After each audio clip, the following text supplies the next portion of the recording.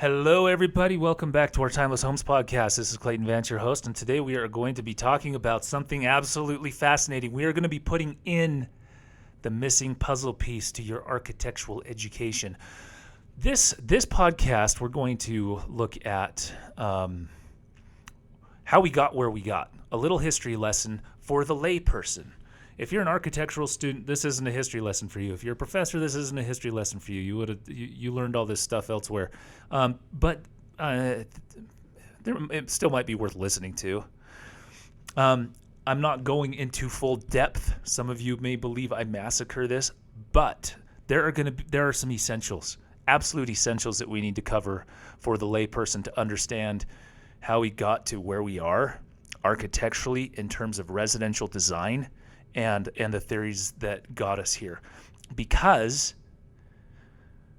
the theories that are promulgated within the institutions, within the academia, architecture schools, those eventually make themselves known in the physical realities of the buildings that surround us, right? And there's no escaping the theories. The theories are what drive the physical representation of those theories. And I think we talked about last time that architecture really is the physical representation of kind of our collective values and theories, and that is what we're going to look at today, because there was a break 100 years ago, and just before that, it's more like 200 years ago, but it really culminated about 100 to 150 years ago that changed the world in ways that I don't think we could ever undo.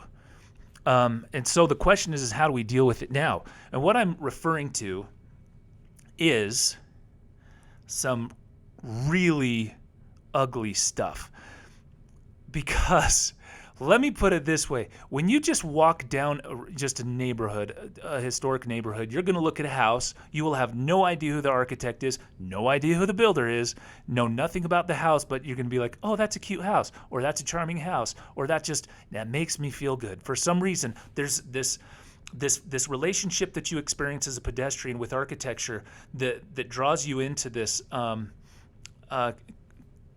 this relationship. It's the same thing that we have with nature, right? We come from nature. We are natural beings. And that relationship that we feel when we are in nature or experience with natural things, it helps us, it gives us life, right? And we recognize, who we are and what we're a part of. When you extract us out of that, if I had a mannequin sitting here, I'd put him right next to me and be like, one of us is a machine, one of us is natural. And this is really the essence of what we're going to be talking about today. There's going to be some things that are going to be on the screen. So once again, if you're listening to this, I'd recommend going to the Timeless Homes website and or YouTube to watch this, since architectural is necessarily visual. Words don't really mean a thing, because a picture is worth way more than 1,000 words, way more than 1,000 words. But the words are important to understand the theories that were driving the pictures. Today, let's begin. I have all these crazy notes in front of me, and I don't honestly totally know exactly where to start. What I want to do is I want to start right at the break, and then I want to take us back to where we are, not back, forward to where we are today presently, and then back in history to where it all began. And we're going to look at the theories that made architecture in each of those three kind of areas.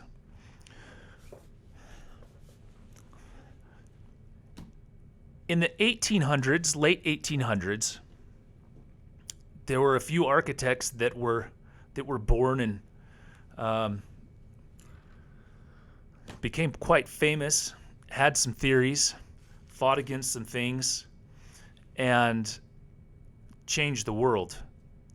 Just a couple of their names, there's a lot of them, but just a couple of the main ones are a fellow by the name of Le Corbusier, which is, it's not his actual name. I don't even know what his name is, his name is, but that's what he went by. Another guy is Walter Gropius. He's in Germany, Corbusier, France, obviously, and Frank Lloyd Wright. All of these are contemporaries. They're all more or less born about the same time, died about the same time. And expressed their theories and did architecture all about the same time in different parts of the planet. 1850s to 1950s, or late 1800s, not 1850s, 1860s and to the mid 1800s. I'm going to read some stuff from the theories of these guys, and I think you might find it absolutely fascinating because I know when I read it, the world that I lived in made a lot more sense. It made a lot more sense. So story time with Clayton Vance is now beginning, and I'm going to read to you from Walter Gropius, The New Architecture in the Bauhaus. This is his theory that he taught in the Bauhaus. It was in Germany. Hitler, whom we all abhor, wanted something a little more classical than modern, and so Gropius and his Bauhaus got booted from Germany. And he ended up, I think, at MIT or Harvard or something. And so this theory got promulgated in the U.S. And when you think of just about human nature, I mean, think about that in human nature. Who of us doesn't want to rebel from the thing that we're opposed to, right?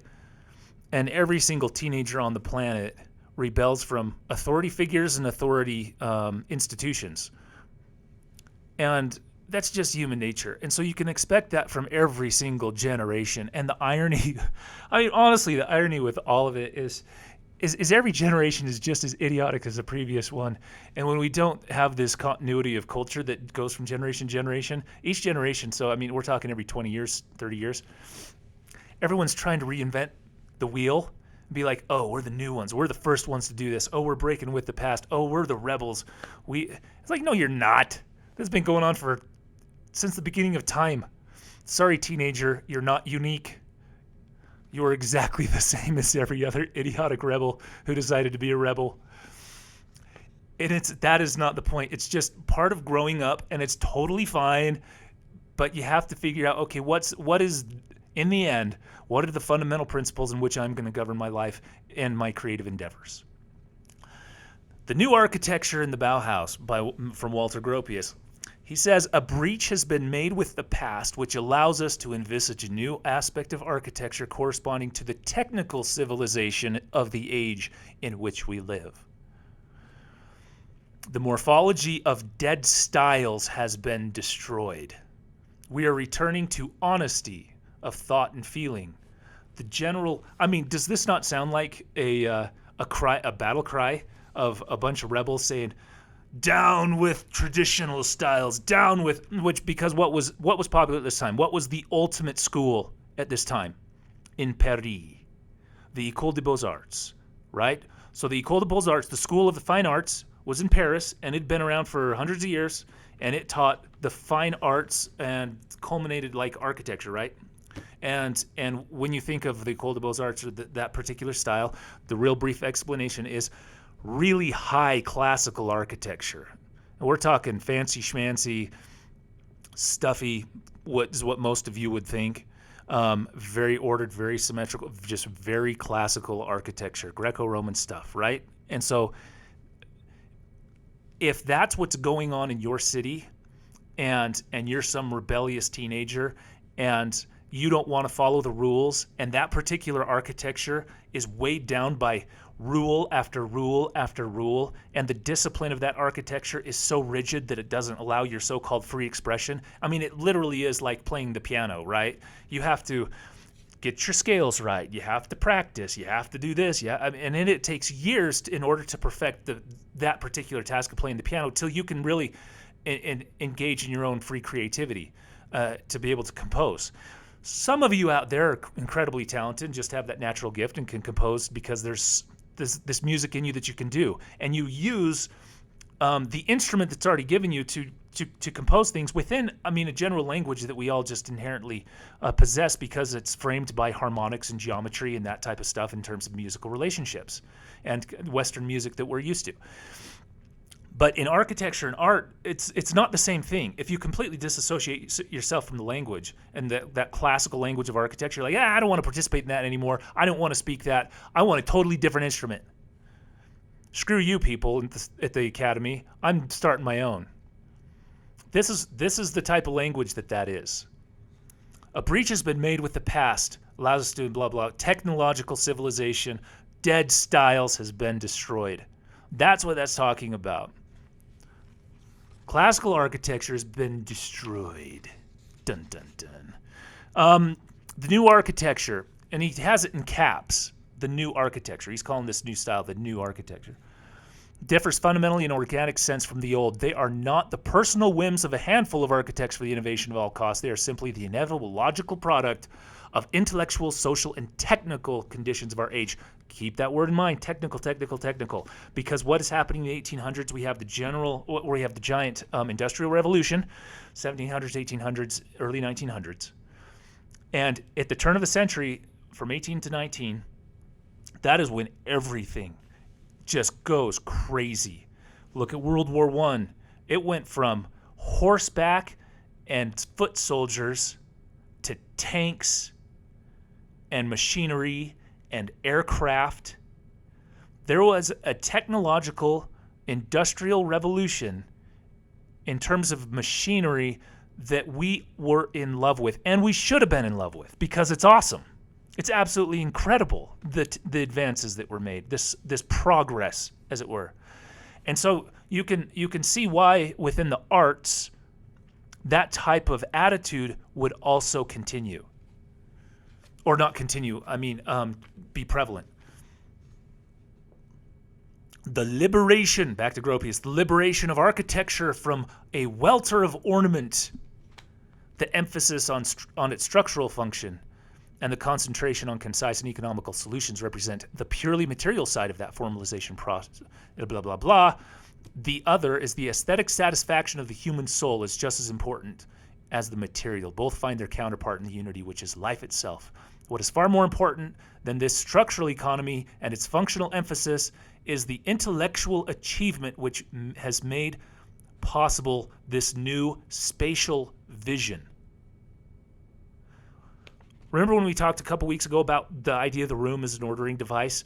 That is just one thing to help us just understand just house configuration and timeless house design. But what this is a complete, once again, a break with the past, throwing it away. We're going to completely a new intellectual age that is ushered in, so we have a new spatial vision of what this is. Now, I want you to go look at the architecture of Walter Gropius in terms of houses. There is a house. I'm going to pull it up on my screen, and it'll come up on your screen too if you're watching this. This is a house in Dessau, Germany. I'm sure I'm massacring the pronunciation of that, but whatever. And look at this thing. This is their ideal. This is the ends of their thing. So if we look at a house, I'm going to pull up another couple things right now. Pull up on your screen or look at it online or find it, and pull up the Villa Savoye, Savoye, by Le Corbusier, and also the Roby House from Frank Lloyd Wright. These were two contemporaries. And if you have no idea who these architects are, and you have no idea what they thought or promoted in terms of their particular theory, just look at the images and tell me, what would you think? And that's the approach that we're trying to take with this entire thing. I don't care who the architect is. I don't care who the builder was. I don't care. What I want to see is what is the end results or the objective reality or the objective principles embedded within the object itself, within the house itself, within the building itself, within the architecture itself. What are the objective principles embedded within that composition that either draw me in terms of a relationship, a natural relationship with the thing, or just reject me and just send a wall up of just like, I don't care about you. And what I'm talking about is these relationships that we feel with architecture, and why cities that are timeless age with grace, and why natural materials continue to do that too. So one of these, you can see both of them are low slung. And, just they're low slung, and they have these horizontal window bandings. One has a very monolithic base, a very heavy base, and another one is completely open with steel columns. And both have, virtually flat roofs with a couple kind of projections coming out of the top. Just look at that and ask yourself, what were these guys thinking? Well, the one on the right is this break with the old styles. The old styles are dead. And the fundamental intellectual achievement made possible this new spatial vision, it's like, come on, guys, really? The experiment is over. This stuff is garbage. If I didn't know that was done by Le Corbusier, I would walk by that house and think to myself, what a ugly house. My gosh. And I walk by the Roby house in Chicago, and I don't know what it is. I'm like, wow, that's a fascinating thing. That's cool.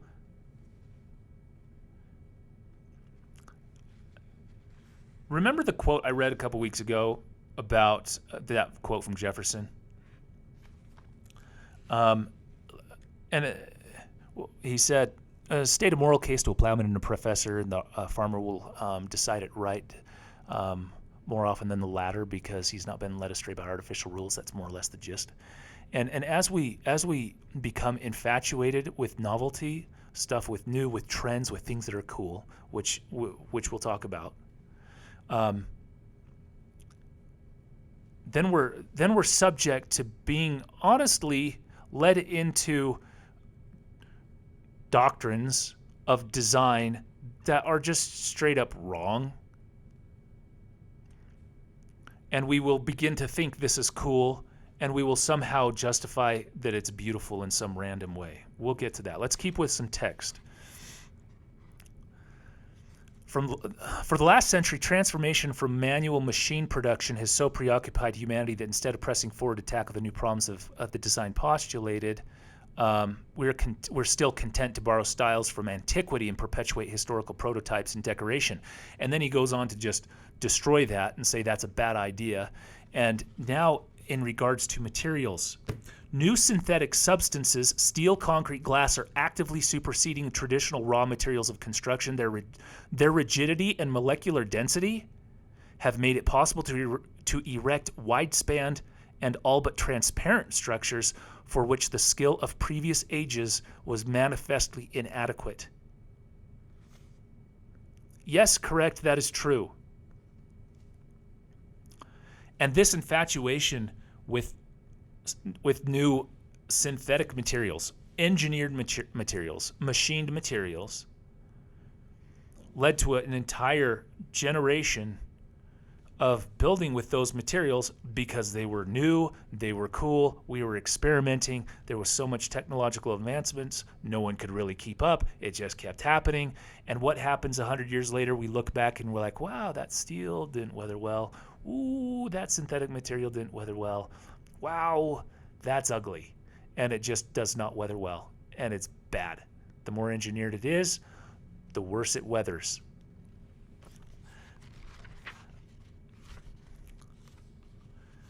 But in the last resort, back to Gropius, mechanization can only have one object: to abolish the individual's physical toil of providing himself with the necessities of existence in order that the hand and brain may be set free for some higher order of activity. Okay, people, we've been set free from manual labor, right? I'm working on a project right now, and the stonemason who's working on the project, who's pretty good, says that he can't find any apprentices right now because there's no kids who want to learn to be a stonemason. So, okay, congratulations. We've been set free. We've been set free from the physical toil. Now what's the result? What do we get? I mean, think about it. We now live in a world in which no one, there's hardly anyone, and there's less and less and less people who want to be like true skilled craftsmen. And maybe, actually just maybe that physical toil is part of the experience of life that enriches humanity, the soul, and the community generally. Because I'm looking at this, okay, so we've been set free for some higher order of activity. Wow. What higher order of activity? So we could just sit on our phones all day long and be completely brainwashed by who knows what, the next cool thing. He goes on to talk about this standardization of materials. And he says the fear that individuality will be crushed out by the growing tyranny of standardization is the sort of myth which cannot sustain the briefest examination. Did you get that? Let me read that one more time. The fear that individuality will be crushed out by the growing tyranny of standardization is the sort of myth which cannot sustain the briefest examination. Guess what, Walter Gropius? You were completely 100% wrong. Like, so completely dead wrong. The individuality was crushed out. It absolutely was crushed out. How many choices do you have? The individuality in architectural composition, in architectural ornamentation, in architectural anything, was 100% crushed out by standardization of materials manufacturing and all this sort of stuff. When I go to try to get, let's say, standard so-called crown moldings, molding profiles, anything like that, columns to put in front of a house, the standardization allows me only choices X, Y, and Z, or maybe there might be 5 choices or 6 choices. But the reason all of our houses look so similar is because all the stuff is exactly the same. There's no craftsman, skilled craftsman, because now we're free from being craftsmen. So now we have no craftsman to actually put anything together that's individual and very unique and specific to an individual. And all my choices when I go to a catalog to select the things that I can use for a house are standardized. They're cheap and standardized, but they're so that, I mean, yeah, it's the tyranny of standardization. And I have no choice in terms of what I can use because there's no craftsman who can put it together right and actually build things from scratch. There are some out there, and if you are one of those, congratulations, that's awesome. Train more people. Walter Gropius, thank you for helping destroy the world and making this world an ugly place to live. He says in conclusion in his book, The New Architecture in the Bauhaus, no one who has explored the sources of the movement I have called the New Architecture can possibly subscribe to the claim that it is based on an anti-tradition obsession for mechanistic technique, mechanistic technique which blindly seeks to destroy all deeper national loyalties and is doomed to lead to the deification of pure materialism. Are you kidding me? That's exactly what happened. That is exactly what happened. No one who has explored the sources of the movement can possibly subscribe to the claim that it is based on the anti-traditional obsession for mechanistic technique and destroy all deeper national loyalties and is doomed to lead to the deification of pure materialism. Yeah, that's exactly what happened. Congratulations, Walter. You were wrong. In this book, pretty much 100% of it is wrong. But this 100% that's wrong in the New Architecture in the Bauhaus is what was taught for 50 years in architecture schools.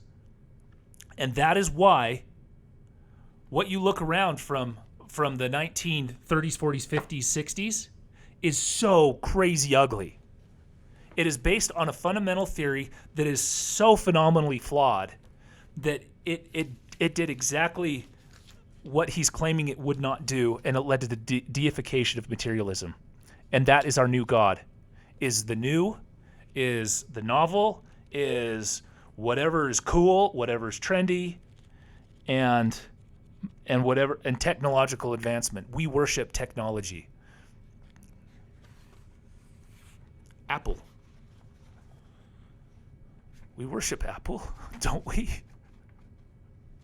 Oh, we sit in lines to get the next iPhone. We'll sit there for days to get the next iPhone or the next whatever's coming out. Here's the next guy, Le Corbusier. We're gonna divide this up into this podcast in a couple things because honestly, this is kind of heavy and kind of It might be boring. So what we're going to do on this one is we're just going to look at the modern stuff, right? And the next guy we're going to look at is Le Corbusier. And then we're going to cut this and say sayonara till next time.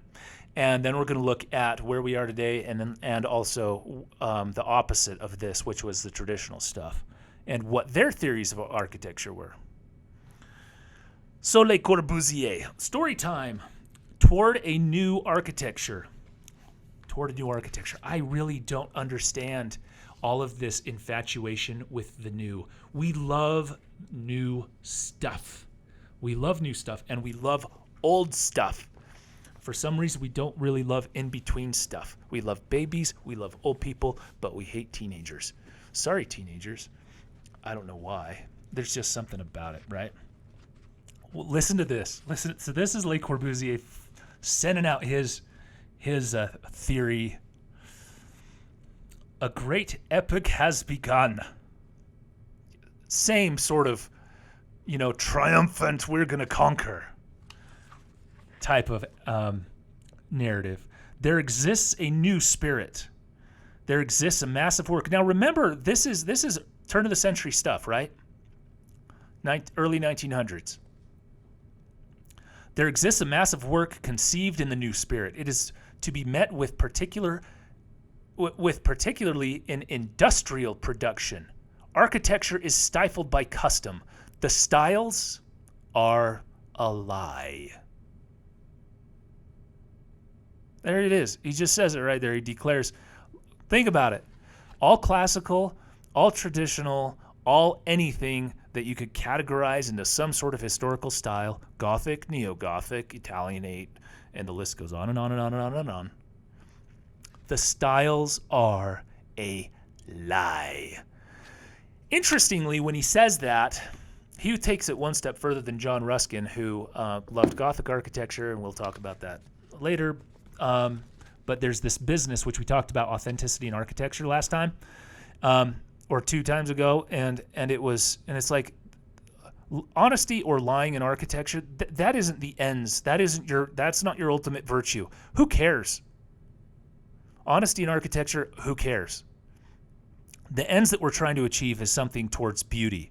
It's towards the natural composition which nature has ordered that we can draw from to reflect that natural order within our compositions and extract from that. Okay, what is the organizational fundamentals of design? It's geometry, and Corbusier takes geometry into its extreme. It's crazy extreme.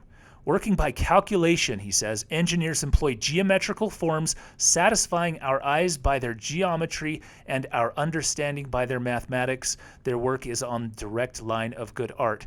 Now, that may sound good in text, but go look at what he's talking about. Pull up a picture of Le Corbusier, or this book. I mean, if you're looking at this, here's what he thinks is great stuff. Here's the great architecture. Silos, farm warehouses, pure geometries of silos and grain. I mean, seriously, we must create the mass production spirit, the spirit of constructing mass production houses. So all of you who have ever asked the question, cookie cutter houses, why do we have cookie cutter houses? Why is that neighborhood just going and looks like a cookie cutter house, cookie cutter house, cookie cutter house? It's not necessarily the cookie cutter house that's the problem, but it's the cookie. It's what the cookie looks like and what it tastes like that's the problem. Rather than actually having a chocolate chip cookie, all we're eating is cardboard. It's cardboard cookies. It's not a chocolate chip cookie. It's a cardboard cookie. It's a manufactured, engineered cardboard cookie that stamped out, and that's what we get to visually see and witness. The spirit of living in mass production houses. We eliminate from our hearts and minds all dead concepts in regard to the house and look at the question from a critical, objective point of view. We shall arrive at the house machine. He puts that in quotes. The house machine. The mass production house, healthy and morally so too. This is really important. You have to understand when you're talking to architects or you're hiring architects who have been educated in the present state of things, they are taught that what they're doing in terms of design and contributions to this planet is a moral pursuit. And if you feel something is a moral pursuit, regardless of how wrong you are, you're going to pursue it in a manner of zeal that will prohibit you from doing actual good stuff if you're on the wrong train track. And he called this house machine, the mass production house, healthy and morally so too, and beautiful in the same way that the working tools and instruments which accompany our existence are beautiful. Beautiful also with all the animation the artist's sensibility can add to sever pure functioning elements. If we challenge the past, we shall learn that styles no longer exist for us, that style belonging to our own period has come about, and there has been a revolution. Okay, folks, you wondered why on earth we got where we got. That's why. Those are the theories. It was a moral pursuit. It was a moral theory. It was a revolution, an aesthetic revolution that deified exactly what Gropius said didn't do, but it did do. It deified mechanization and materialism and made those the ends of all things. It obscured order and tradition and grand narratives and all sorts of things, and it just screwed it up. So look at the Villa Savoy, and that is what he was promoting. Here is another house by Le Corbusier, which is the Citroën house, the Citrohan. Look at it. Go take a look at it and tell me if 100 years later that looks great and you would want that to be your neighbor. Okay, all 35 million of you in California, I recognize that most of California is modernist and comes from this generation. And there can be something cool about it. But man, from a pedestrian standpoint, walking down a street, this stuff is so jarring. It absolutely is. If you've been to communist, old communist blocks, old Soviet socialist blocks in Europe, and you see that, it's a sight to behold on how soulless it is, how dead it feels, and how the life has been completely abstracted. And this is worth closing on because it's so important. Particularly as it relates to kind of the social movements of today. I want you to go pull up Le Corbusier's plan for Paris, and take and pull it up on your computer, because the Notre Dame Cathedral, we just had a fire. There were all sorts of proposals as to what to do to it. This is a proposal from 100 years ago that Le Corbusier, the brilliant genius who infiltrated everybody's, architectural aesthetic. And this is what his plan was for Paris. If you look at the screen, you can see the island and where Notre Dame actually sits on that island. And those of you who have been to Paris know what's directly across the street. Le Corbusier decided this is the machine for living. This is the right way to do it. One day, Auguste Perret created a phrase, the city of towers, a glittering epithet, which aroused the poet in us, a word which struck the note of the moment because the fact itself is imminent. Almost unknown to us, the great city is engendered its plan. This is what he's calling the great city. This plan may well be a gigantic affair, since the great city is a rising tide. It is the time that we should repudiate the existing layout of our towns, in which the congestion of buildings grows greater, which is true, interlaced by narrow streets full of noise, which is true, petrol fumes and dust, and where on each story the windows open wide onto this foul confusion, which was and is true. Lived in Rome, love ya, but holy cow, chaotic. I started doing this, started twitching after about 4 months of living there because of how much chaos there was. But have you ever lived in a giant apartment block? In a situation like this, pull it up, look at it. Have you ever seen this and lived in this? This is taking the soul out of humanity. The great towns have become too dense for the security of the inhabitants, and yet they are not sufficiently dense to meet the needs of modern business. The whole goal of this Parisian plan and its manifestation, the goal of it is to be, so we live in towers and we drive in cars. So our entire existence, we no longer actually have social interactions. We exist in these little housing pods, and we get into our vehicular pods, and then we go to wherever we're supposed to go and then come back, and there's no more interactions. It's weird. The chaos, that chaos of the urban fabric in the public realm is part of the thing that makes humanity humanity. It may drive us crazy, but this infatuation with machines and stuff generated generated some of the worst imaginable living conditions that you can conceive.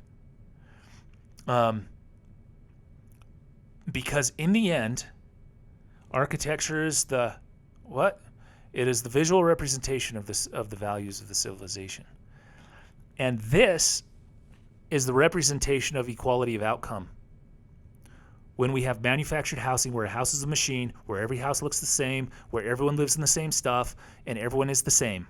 Your individuality has just been gone. Your choice, your freedoms, everything extracted. Welcome to the wonderful world of socialism and communism. This is it. This is the physical representation of those ideals. And it is catastrophic. If you've ever lived there, go live there. If you believe that socialism and communism are good things, go live in the physical representation of those ideals and tell me it's still a good thing, because it sucks. Like, unbelievably bad. And we, in our architecture and our houses today, we still have the remnants of these philosophies still floating around in terms of mass production, this infatuation with materialism, the deification of mechanization and technological advances.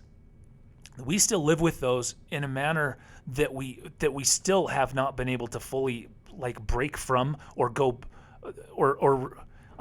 regress from. Because if that's progress, then we need to either transgress or regress. Because progress, man, it creates some really iffy, sketchy stuff sometimes. And let's keep it for our phones and our computers and that type of stuff, but not for our buildings, not for our cities. Is there one last Corbusier quote I can leave you with? Sure. Architecture finds itself confronted with new laws. Construction has undergone innovation so great that the old styles, which still obsess us, can no longer clothe it. Yeah, it's correct. The old styles can no longer clothe it. And that's why we have such issues in designing houses today. Because we just put more gables and more gables. We want more interest. We want more visual interest, because we know that this modernist stuff just has no real visual interest unless you do modernism really, really, really good with natural materials, not machined materials. And we can get into that later. And that's when modernism can be timeless, is when you use natural materials, not engineered materials, and it's composed in a way that still has order. And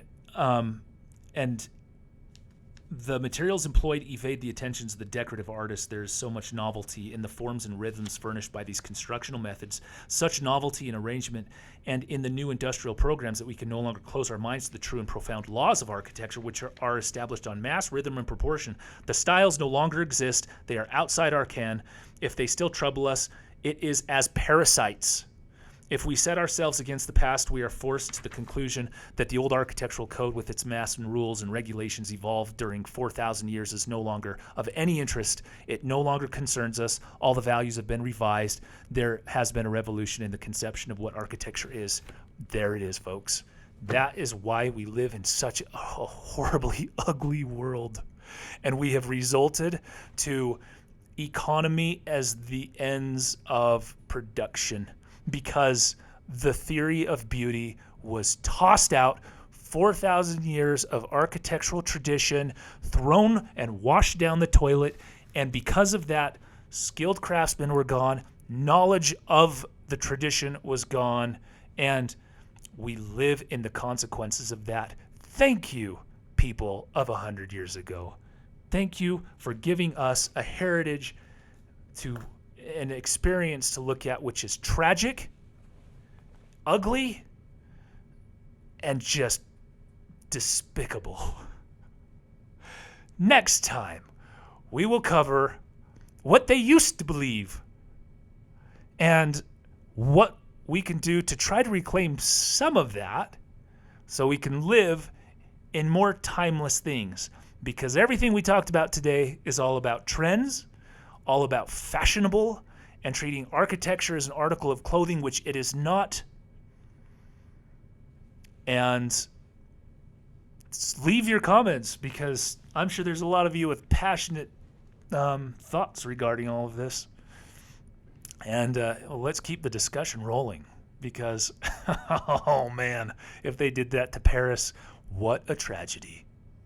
I'm glad that they decided to rebuild it in the style it was when it burned. Till next time, this is Clayton Vance signing off with Timeless Homes. Ciao.